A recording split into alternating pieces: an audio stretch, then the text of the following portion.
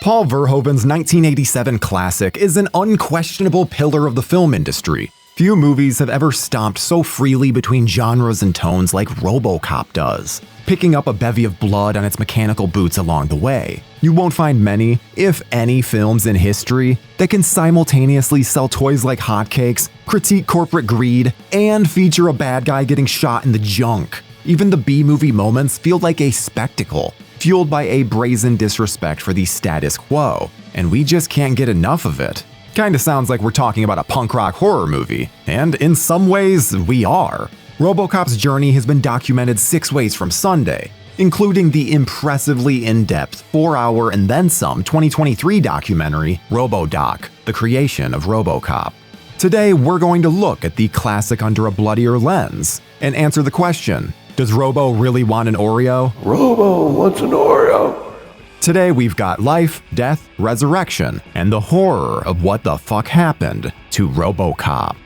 When aspiring writers Edward Neumeier and Michael Miner were knee-deep in developing RoboCop, most of their inspiration came from other sci-fi properties with horror undertones like Judge Dredd and Blade Runner. But when it came to the choice to brutally kill off their main character early in the film, Neumeier found inspiration in an entirely different place: Alfred Hitchcock's Psycho, specifically the infamous shower murder of Janet Leigh's Marion Crane. The pair sold their script in 1985 to Orion Pictures, who then courted director Paul Verhoeven to helm the project. Verhoeven, like many others, took one look at the title and first page and said, no thanks. And who could blame him? Today, the words RoboCop are synonymous with badass, but back then, it probably sounded like the 80s version of someone bringing you a board game movie script. Thankfully, his wife talked him into giving it another try, and he fell in love with the idea of a man losing everything and returning home to memories and loss. With Verhoeven on board, the role of the titular character could have gone to anyone from Arnold Schwarzenegger to Tom Berenger, but for multiple reasons, one of them being his chin, according to Verhoeven, actor Peter Weller landed the gig. He'd later be fired by Verhoeven as the two were at odds with each other throughout the production, and the director planned on bringing in Lance Henriksen. The suit, though, was made to fit Weller, and they ultimately were forced to figure it out. That same suit that helped keep Weller in his legendary role was also a curse. The actor found himself losing around 3 pounds a day from sweating inside it in the Dallas, Texas heat. Though the production had its sweaty all-American hero, it still needed a vile, putrid son of a bitch for him to face off against. Actor Kurtwood Smith might be remembered today as the lovable grump Red Foreman from That 70s Show, but in 1987, he played one of the most ruthless psychos cinema has ever seen. Clarence Boddicker throws his own henchman out of the back of a van. Can you fly, Bobby? Spits blood on police desks, and weirdly uses his tongue to de-pin grenades. He revels in the pain and suffering of others with no shame. Even before the first news break finishes, he's already been credited with the deaths of 31 police officers and God knows how many civilians. Actor Ray Wise, who we'd later see in Jeepers Creepers 2, amongst a litany of other great performances, would be hired to play Clarence's right-hand man, Leon. Over on the corporate scum side, there's Ronnie Cox as Dick Jones. You'd never know it watching Dick move through the offices of OCP like a snake on office carpet and treating the men's bathroom like something out of American Psycho. But Cox had built a career on playing wholesome characters. He relished in the chance to play a masculine bad guy, and by God, he's a great Dick Jones. The late great Miguel Ferrer also had a wonderful time playing the punchable and unfiltered Bob Morton, describing the experience as the best summer of his life. Things kick off with a moment that perfectly illustrates how unhinged and violent the film we are about to witness truly is. It's a classic case of a corporate douchebag in the wrong place at the wrong time. Ed 209 malfunctions and shoots the living shit out of the OCP executive Mr. Kinney in front of a boardroom of his peers, turning him into a human Gushers fruit snack right before their eyes. To achieve this ultra-gnarly moment, actor Kevin Page was strapped with approximately 200 blood-filled squibs that he explained felt like being punched with every detonation, something that he had to suffer twice, as Verhoeven wasn't happy with the original take and called for a reshoot. The real horror, though, was that no one in that room gave a damn. But as Bob Morton said, that's life in the big city. While Kenny's death was a bit over the top and silly, the next one would accentuate the horror of RoboCop in a completely different way. Bright-eyed police officer Alex Murphy has just been transferred from a nice police station into the absolute hellscape that is Metro West Precinct. Murphy quickly wins us over with his clear enthusiasm and poise. Even though it's obvious that he's entered a total shit show of epic proportions, he makes fast friends with his new partner, Lewis, played by Nancy Allen, and gets to work with a smile on his face. We learn that he's the kind of dad who practices cool tricks with his gun because his son saw it on TJ Laser and thought that it was cool. Then the bad guys blow him apart right in front of us. To bring this emotionally devastating moment to life, the crew set up shop in an abandoned auto plant in Long Beach, California. The special effects team featured legends like Rob Bottin and Phil Tippett, as well as others who had worked on everything from The Thing to Empire Strikes Back. To pull off the carnage, they used prosthetics packed with blood that exploded via compressed air, seemingly similar to what Christopher Nelson would later do for the Michael Myers shotgun finger explosion in 2018's Halloween. The prosthetic hand was designed so that they could reset and reuse it between takes, and the arm was fitted with a monofilament wire to sell the effect of it being blown off. For the final headshot, they created a highly detailed replica of Weller's head, operated by 4 puppeteers, complete with sweat and blood. A charge was fitted into a fiberglass skull, covered in baked foam latex, and loaded with a blood squib. To sync the timing perfectly, they simply rigged a literal wire between the gun's trigger and the charge, and when the trigger was pulled, the squib would explode simultaneously. And you know the rest. The special effects are rad, but the moment is both emotionally and visually horrific. It's not just the gore, it's the dehumanization of our leading character, who hasn't even reached the halfway point of his suffering. Even after being turned into Swiss cheese worse than Jason Voorhees in the opening of Jason Goes to Hell, Murphy's still clinging to the last frayed thread of life.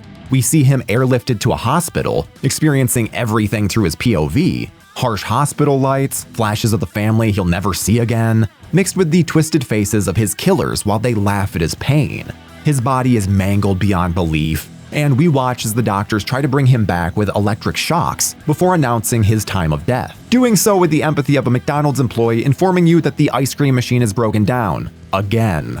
After a moment of darkness, Murphy is then brought back to life. Not by loving hands or medical professionals trying to save him, but by cold tech heads hammering away on his remains like he's an Xbox 360 flashing the red ring of death on Christmas morning. They casually talk about amputating his other arm for aesthetic reasons, as if he were a goddamn rock'em sock'em robot. The story of his resurrection is told mostly through Murphy's vision, and it's intensely invasive. Everyone is uncomfortably close to his face, that drunk lady kisses his eye hole, and you just know Bob Morton's breath smells like that of a dead hooker. I fucking love that guy! Oh, and let's not forget the disgusting looking baby food paste that he has pumped into him to survive. It's physical, psychological, medical, and existential horror all wrapped into one. All this traumatic horror aside, there's some fun callbacks to the genre as well. Pay close attention to the scene where RoboCop finally becomes fully operational and marches through the police station with the other officers chasing after him. Between the music and the aura, it's straight out of a John Carpenter film. It's also awesome experiencing Robo unleash revenge on all the scum who have wronged him, ending with a showdown at another industrial hellhole. One slice of revenge cake stands out in particular: the eradication of Paul McCrane's Emil character. Aside from his facial hair placement being a horror film all in itself, Emil's death might be the gnarliest moment of all. As he attempts to hit RoboCop with a vehicle, Robo hits the B button spin move instead, and Emil crashes his van into a toxic waste container. Emil then emerges as a melting mutant with hot dog fingers. To pull this off, Rob Bottin's effects team gave McCrane layers of a foam latex headpiece and gloves to make him look like marshmallow sauce in mid-meltdown. They then replicated the prosthetics on a dummy, hit it with another car, and splattered raw chicken, soup, and gravy all over the set to complete the goo explosion. It's gross in all the best ways. The MPAA, of course, hated it. They wanted the scene cut, along with many others. Orion refused, however, saying the scene achieved the most laughs of any during their test screenings. Turns out audiences were always more than happy to see a laughing boy turned into a cake left out in the rain. Clarence's final stand was supposed to have more of a horror-driven aspect to it as well, with Verhoeven wanting RoboCop to stab Boddicker in the eye to finish him off. But even they knew that the MPAA would likely protest. Instead, RoboCop gives him the middle finger through the throat. The scene was edited in such a way that it doesn't actually show the penetration, but rather the action and after effect of the throat stabbing. While Verhoeven found a childlike glee and humor in all of the film's nastiness, the MPAA didn't agree. RoboCop was slapped with the dreaded X rating at least 8 times for the very awesome reasons that we've been celebrating today, and many more. The director argued that the violence was so over the top that it became comical, even saying that the X-rated cut made his kids laugh. But we're talking about the MPAA after all. If they were a human being, they'd be Jeremy Piven's fun-sucking cheese character from Old School. RoboCop would eventually receive its R rating and be unleashed onto the world, raking in around $54 million against its $13 million budget. It was also released during the dawn of home video, where a RoboCop VHS would cost you a whopping $89.98 to purchase for home viewing. And don't forget the toy sales that were so strong that they led to the studio effectively tanking their own franchise 2 films later by trying to market it towards children. Regardless, to this day, RoboCop and all of the bloodshed incorporated with his big screen debut are now cemented in pop culture legacy as a household name that we still can't get enough of. Robo-finger sword things crossed that the upcoming Amazon Prime TV series gets away from the PG-13 nonsense and gives us back the true R-rated and sometimes horrific DNA of our favorite tin can. And that, my friends, is what the fuck happened to RoboCop.